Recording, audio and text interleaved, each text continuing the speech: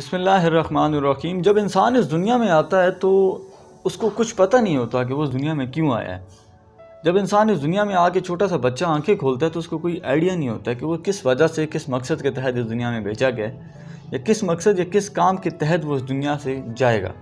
उनको इन दोनों चीज़ों का आइडिया नहीं होता है। इस दोनों स्टेजेस के बीच में जिस तरह का उसने वक्त गुजारना है, मुख्तलिफ़ तरह के हालात गुजारने हैं, मुख्तलिफ़ तरह के लोगों का मुख्तलिफ़ चेहरा को देखना है, पहचानना है, उसको कोई आइडिया नहीं होता है। मगर जब जूँ वक्त गुजरता है वो अपने फैमिली वालों की तरफ देखता है, अपनी फैमिली वालों को पहचानता है, अपने माँ बाप की पहचान करता है, अपने रिलेटिव्स की पहचान करता है। वक्त गुजरता जाता है।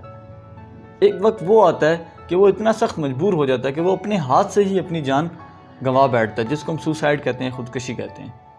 तो इस स्टेज में जब इंसान पैदा होता है तो उसके अच्छे बुरे की तामीज़ नहीं होती है, उसको किसी चीज़ की लालच या तमन्ना नहीं होती है, उसको ये भी नहीं पता होता कि उसने कब, किस मौके पर, किस जगह पर, किस लम्हे पर इस दुनिया को छोड़ देना है।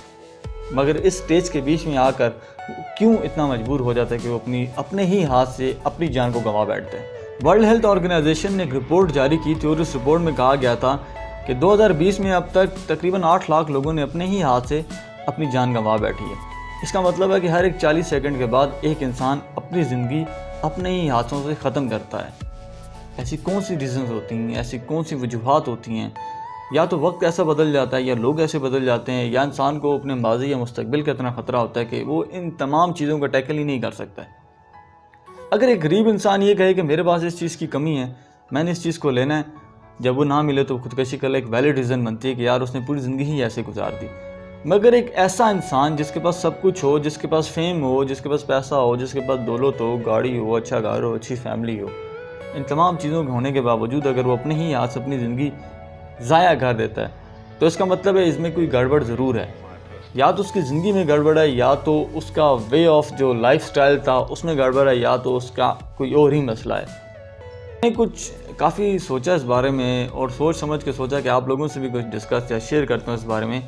ताकि अपनी राय आप लोगों तक पहुँचा सकूँ और आप लोगों की भी राय भी अपने तक जान सकूँ।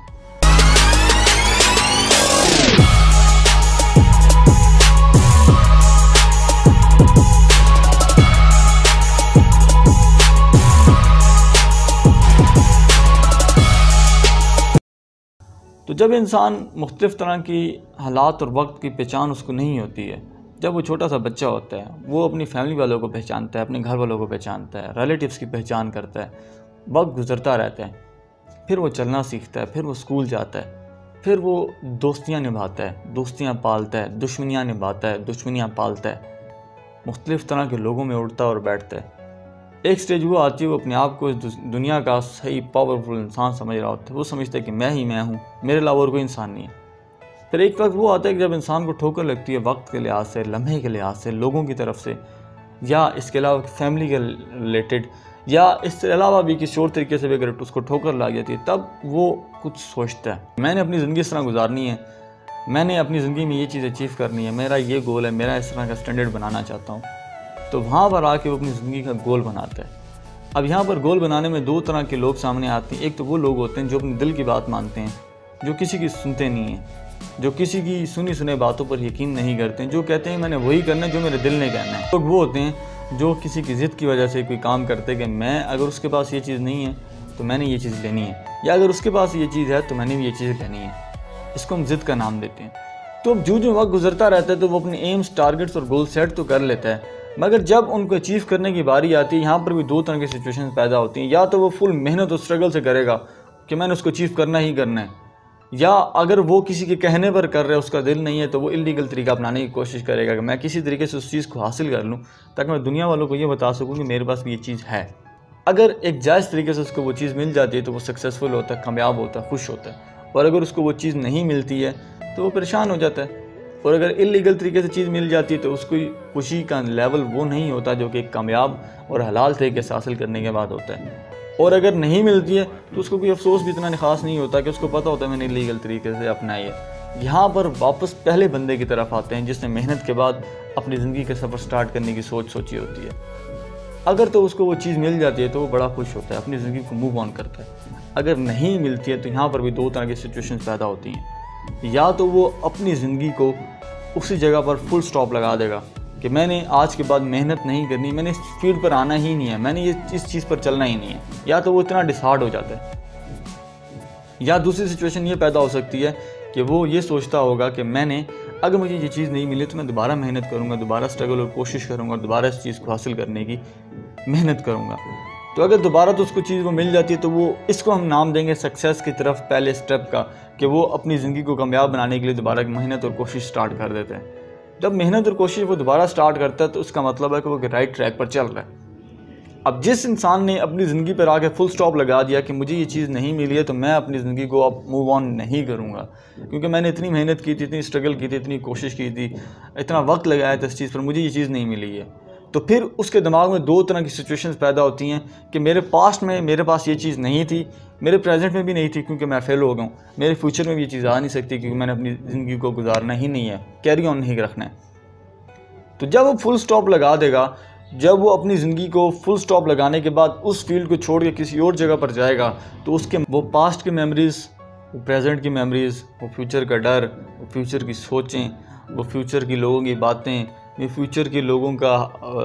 रवैया, वो फ्यूचर के दोस्तों का बिहेवियर, वो ताने, वो दुश्मनियाँ, वो दोस्तियाँ, वो सारी मिल मिला के उसके दिमाग में एक ऐसा खड़प किस्म का सिस्टम पैदा करेंगे कि वो अपनी ज़िंदगी को मूव ऑन करने की तरफ बढ़ेगा ही नहीं।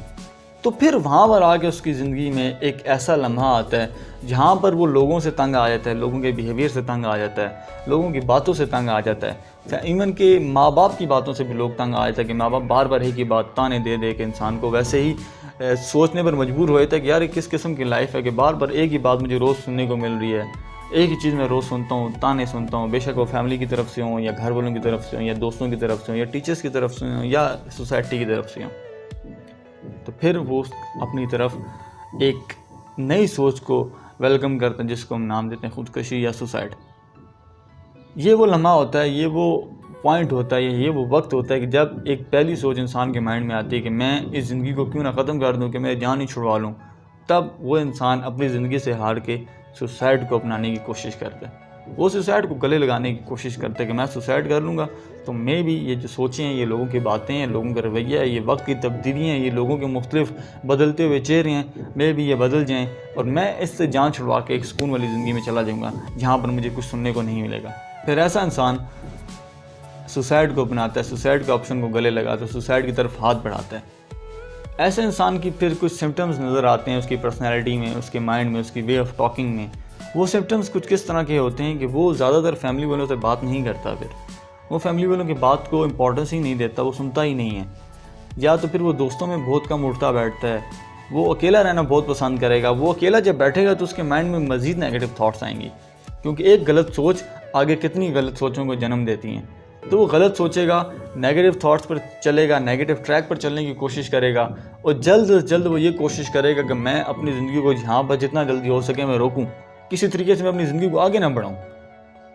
तो वो फिर नेगेटिव थॉट्स और नेगेटिव ट्रैक की तरफ से चल पड़ेगा, नेगेटिव ट्रैक पर और नेगेटिव थॉट्स को वो फॉलो करेगा और अपनी लाइफ को नेगेटिव ट्रैक पर चढ़ा देगा।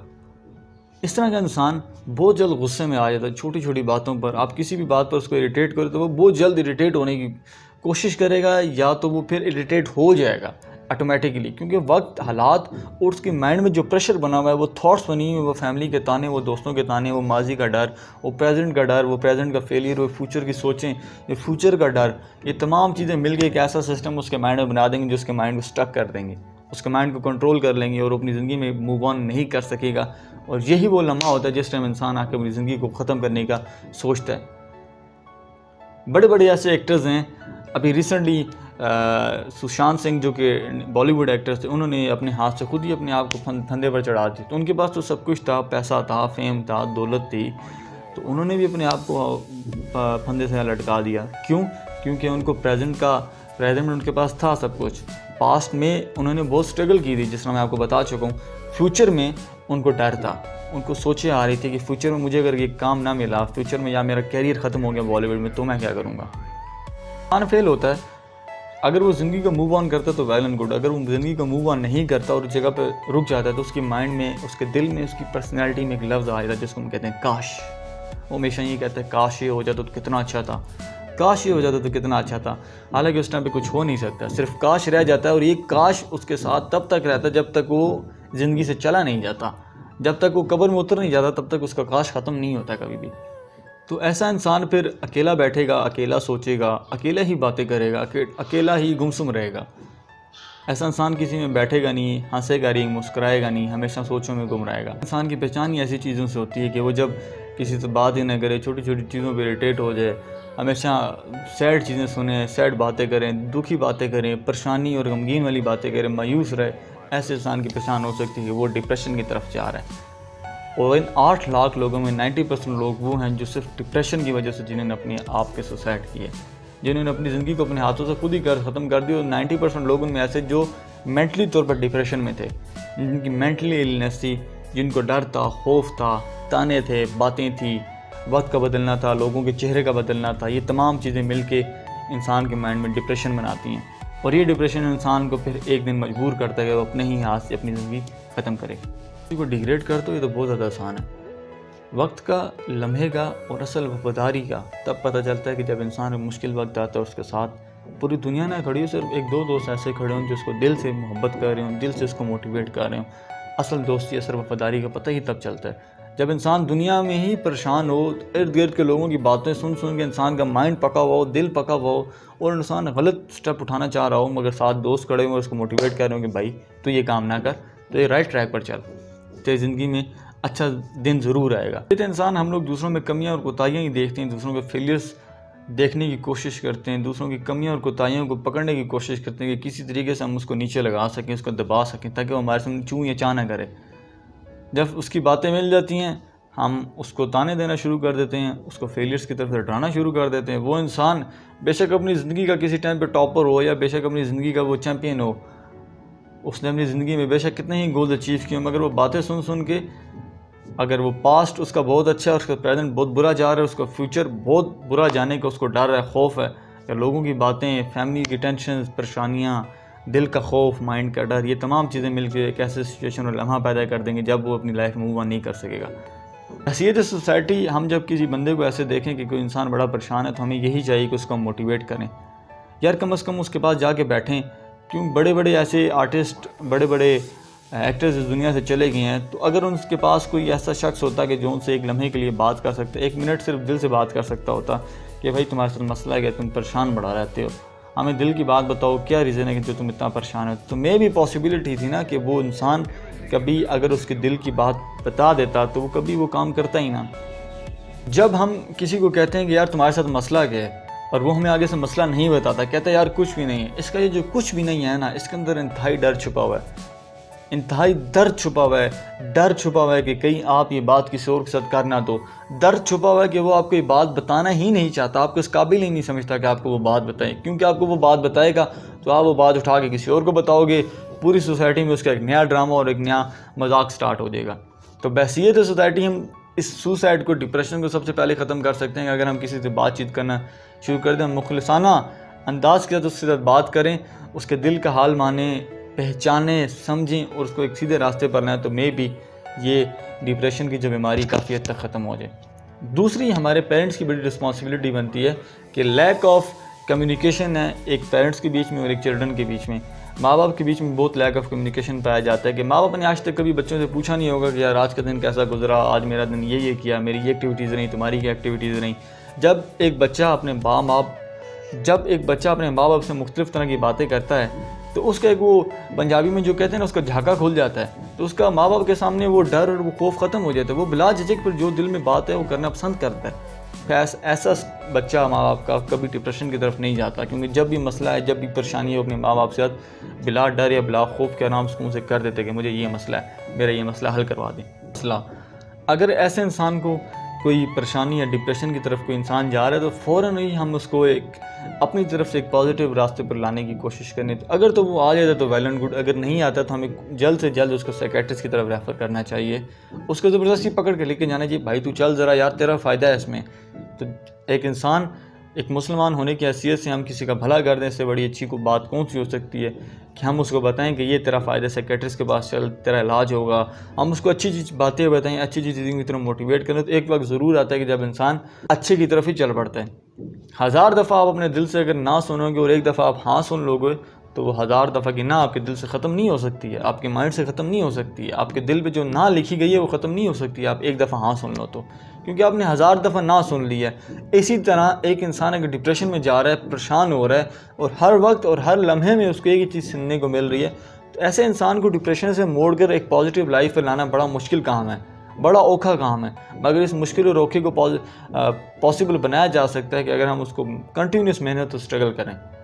अल्लाह ताला इस छोटी सी तकरीर को अपनी बारगाह में कबूल अता फरमाए, और जो नसीहतें मैंने पढ़ी हैं आप लोगों तक बता रहा हूँ, इस पर अमल करने की तौफीक अता फरमाए। अस्सलामु अलैकुम व रहमतुल्लाहि व बरकातुहू।